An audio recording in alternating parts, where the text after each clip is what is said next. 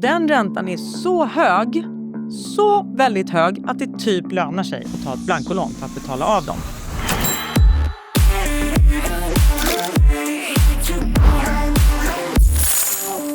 Hej och välkommen tillbaka till podden Fråga Magda med mig Filippa Flo tillsammans med Magdalena Kowalczyk där vi svarar på dina frågor om privatekonomi. Japp. Du är helt redo. Så himla redo. Då ska du få en fråga här. Vill skaffa kreditkort för att få förmåner i vardagen med resor och så vidare. Vad ska jag tänka på?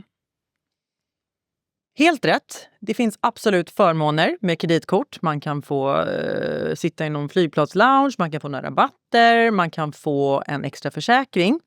Men grejen med kreditkort, det är att det funkar superbra för den som har en regelbunden och fast inkomst och alltid kan betala inom de här 30 räntefria dagarna som man har på sig att betala. Just det. Ja, för kan man inte det och du inte kan betala hela beloppet, då börjar det ticka en ränta. Och den räntan är så hög, så väldigt hög att det typ lönar sig att ta ett blankolån för att betala av dem.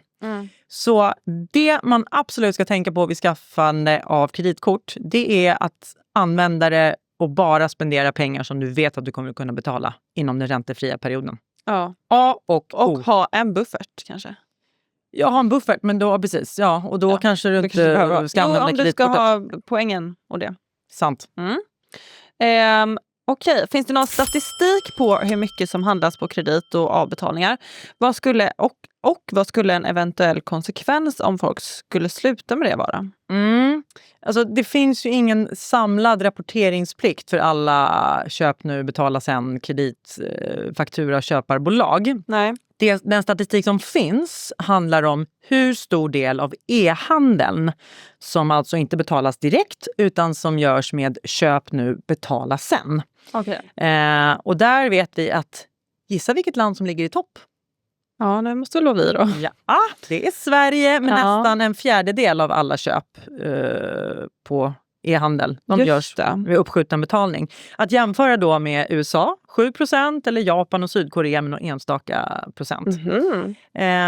Och en undersökning från förra året visade att 38% av alla svenskar har någon form av faktura eller som kreditkortsräkning eller delbetalning att betala. Det är rätt många. Alltså det är 4 av 10 svenskar. Men i det, då är det svårt att särskilja så här, de som använder ett kreditkort för att komma åt sina poäng som vi just pratade om. Ja. Eller att jag har skjutit upp min betalning. Men jag vill faktiskt, det är inte särskilt ofta jag gör det, men här vill jag rekommendera, det finns en tidning som heter Finansmagasinet.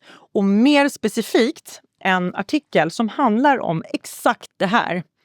Om köp nu, betala sen-industrin. Och varför jag rekommenderar att läsa den på efn.se alldeles gratis. 0 annonser. Eller i appen. Det handlar om att den beskriver på ett väldigt pedagogiskt sätt så vilka tjänar på köp nu, betala sen. Respektive vilka förlorar.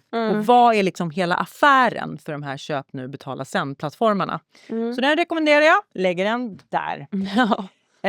För att den andra delen av frågan som är så här, vad skulle hända om folk slutar köpa nu och betala sen utan betala tillbaka direkt? Det är ju så här, affärsmodellen för köp nu, betala sen, den gagnar den som säljer. Den som säljer en vara. Okay. För de betalar visserligen en liten avgift på köpet till plattformen. Så om plattformen har sålt någonting till dig som konsument för 100 kronor så får du som säljare kanske 97 kronor bara för att 3 spänn går till mellanhanden. Men hur många studier som helst och experiment som har gjorts som visar att det faktum att du kan skjuta upp din betalning, att köp nu, betala sen möjligheten finns, den gör ju att folk handlar så mycket mer. Ja, så säljaren offrar sina 3%. Just det. Men kanske säljer typ 20% För jag mer. tänker också typ så här, min generation är ju väldigt bra på just detta. Och att man gör det mycket för att så här, jag vet inte om jag ska ha S, M eller L, så jag beställer hem alla storlekar och så skickar jag tillbaka sen. Och så kanske det blir något tapp där mellan att man missar tiden och man fick inte skicka tillbaka så länge och så vidare. Så att det känns väldigt så här, vedertaget för min generation att göra på det sättet. Det är vedertaget, och också att man slipper tänka på den här jobbiga känslan att du faktiskt ger ifrån dig pengar. Så vad det gäller att komma ihåg, och som man kan läsa i den här artikeln, det är ju att betalningsplattformen, den tjänar dels pengar på den här avgiften som den tar av säljarbolagen. Men den tjänar också avgifter när du, Filippa, är lite sen med din betalning. För då kan man ta lite ränta och lite förseningsavgift. Så det är liksom dubbla intäktsströmmar.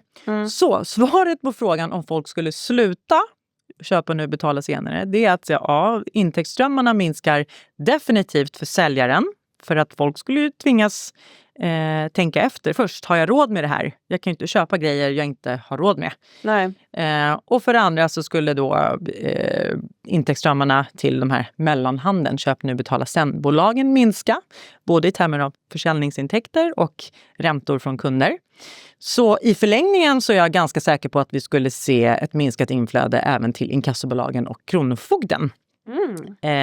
Och jag baserar det på att till exempel i Sverige 2024 så skickades 1 miljon fakturor till inkasso. Alltså folk som har köpt grejer, skjutit upp sin betalning och sen av olika skäl inte kunnat eller velat betala den. 1 miljon sådana fakturor gick till kronofogden. Oj, det är väldigt mycket. Jättemycket. Ja, men då hoppar vi över till ett helt annat ämne här. Ja. Jag och min kille vill köpa bostad tillsammans. Vad är viktigt att tänka på? Och här har hon skrivit också då samboavtal, skulder, gemensam budget, olika inkomster etc. Oj, det var väldigt många frågor i en. Ja. För det första så utgår jag ifrån då att det här är 2 människor som har pratat med varandra. Så här, vad har vi för inkomster? Vad har vi råd att spendera? Vad kan vi dels ta på oss för sorts lån? Men också hur ska vår hushållsbudget se ut så att vi inte ska börja bråka om pengar? Ja. Och det första man ska tänka på, för hon ställde ändå frågan om samboavtal, det är så här, hur mycket pengar ska man gå in med den här handpenningen? Just det. Respektive hur mycket ska vi äga var av lägenheten? För enligt sambolagen så är det liksom standard default-inställningen, det är att om man går isär så äger man hälften. Så då måste man ha ett samboavtal som reglerar om en person kanske gick in med mycket mer pengar. Då måste man ju skriva någon slags, det här är vad som gäller, den här personen äger x% i händelse av försäljning och får så här mycket, den andra personen äger så här mycket. Och vill man ha det 50-50 split, men den ena personen gick in med mer pengar kanske i handpenning, då måste man ju reglera även det i något slags skuldebrev. Att så här, om du går in med mindre pengar men fortfarande ska äga hälften, ja då ska det vara rättvist. Ja. Så det är det ena frågan. Så här, vem går in med vad och hur mycket ska vi äga? Så att vi är överens om det. Rimligt. Sen vill man tänka på så här, hur gör vi med bolånet? Ska vi ta varsitt lån? Ska vi ta ett gemensamt lån? Tar man ett gemensamt lån så är man solidariskt betalningsansvarig. Just det, och det innebär? Och det betyder att om en person blir sjuk och inte kan jobba och inte kan betala sin del, spelar ingen roll. För att då är den andra personen skriven och ansvarig för att det här betalas. Så det ska man nog komma överens om också. Hur gör vi? Hela grejen med alla de här avtalen, även om det verkar tråkigt, det är ju att man försäkrar sig. Ja. Så att så här, när man är på en bra plats och ser fram emot alla drömmar så tar man de här snacken för att så här, hur ska vi göra? Man är klartänkt, det är vänligt och det är liksom en försäkring för att man ska kunna vara snälla mot varandra även när det blir lite krisigt. Och sen så nämnde hon skulder, va? Skulder, ja. Och där tänker jag mig att frågan är så här, om den andra har skulder då. Precis, kanske. Om den andra har skulder. Ja, det är ju den personen så att säga ensak förstås. Vad han har för betalningsmöjligheter. Men vad man ska känna till, det är att om man vill ta ett lån tillsammans, då gör ju banken den här kalpen kvar att leva på kalkylen. Då tar ju de det i beräkning. Att säga, okej, en person har redan ekonomiska åtaganden det kommer påverka betalningsförmågan, det kanske kommer påverka räntan eller hur mycket man blir beviljad. Ja. Exakt. Så allt det där går att hantera. Det är inga oöverkomliga problem, men allt det där måste man prata med varandra om. Hur ska vi göra för att det blir rättvist? Och avslutningsvis, i den här väldigt breda frågeställningen, så är det också så här, hur ska vi göra med hushållsbudget då?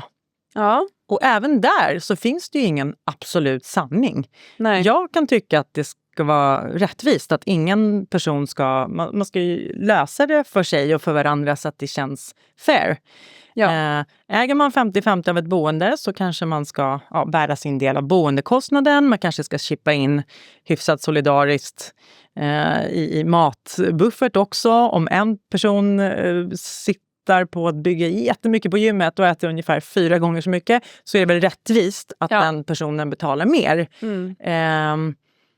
Och det är också en sak, tänker jag, om man är nyinflyttad ihop och kanske inte har barn och massa gemensamma. Så här, då kan man väl hålla sin egen ekonomi lite, göra som man vill. Ja. Medan om man har gemensamma husdjur och barn och så här, då ska man ju hjälpas åt och kanske stoppa in en gemensam pott. Ja, precis. Så ytterst tror jag bara att det är viktigt att prata om hur vill vi ha det. Ja, precis. Men så man kan väl tänka också lite så här, alltså att, så här, att man delar 50-50 procentuellt också. Att nu blir det ett kostnad, jag säger 50-50, men att så här, om du tjänar dubbelt så mycket som mig, så gör vi ändå så att det känns som att vi ger lika mycket utifrån det man men har. Precis. Då kanske du ska bära 70% av hushållskostnaderna och jag 30%. Ja.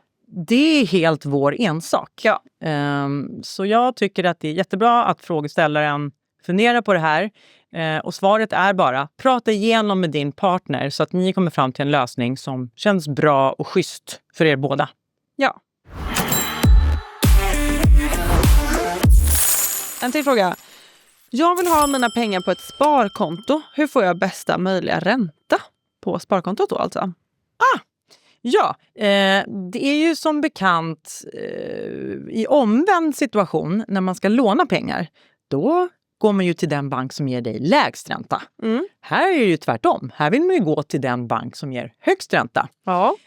Och då finns det ju antingen jämförelsetjänster på nätet där man bara tittar på så här. Du tittar på ränta, sparkonto eller fasträntekonto. Fasträntekonto är ju det här som vi har pratat om, att du lånar dina pengar till banken och så kanske du lovar att banken får ha dem i 3 månader eller 6 månader. För en period i alla fall. Så det är liksom inte ett sånt där debitkonto som du tar ut hela tiden. Men sen så är det faktiskt så att det är ju en fri marknad även på att jämföra storbankerna sådär. Och faktiskt ringa, som jag är gammal, jag lyfter faktiskt på luren. Eller skicka ett mejl. Men det kanske är bättre ibland att lyfta på luren. Exakt, för det är ju en människa i andra änden. Ska man inte underskatta. Och så säger man så här, hej, jag funderar på att ha ett sparkonto hos er. Vad kan ni erbjuda mig för ränta? Och frågan är så här, kan man förhandla den räntan? Ja, det kan man. Allting är en förhandling. Allt är en fri marknad. Men det visste faktiskt inte jag, att man kan förhandla den räntan. Det kan du. Sen så kommer ju banken som också förhandlar i sin tur säga så här, ja Filippa, du kan få lite bättre än den listräntan som står på nätet. Men då ska du klia oss lite på ryggen. Då vill vi gärna se kanske att du flyttar din någon pensionssparande till oss. Eller dina försäkringar och sånt där.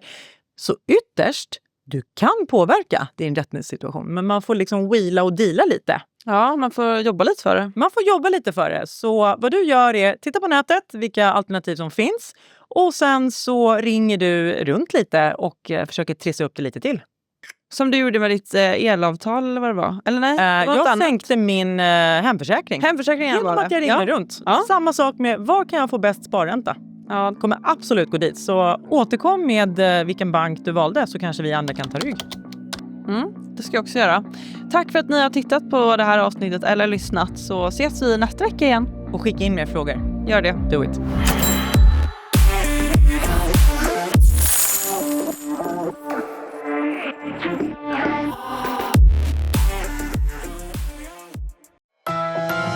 Det här var en produktion från EFN.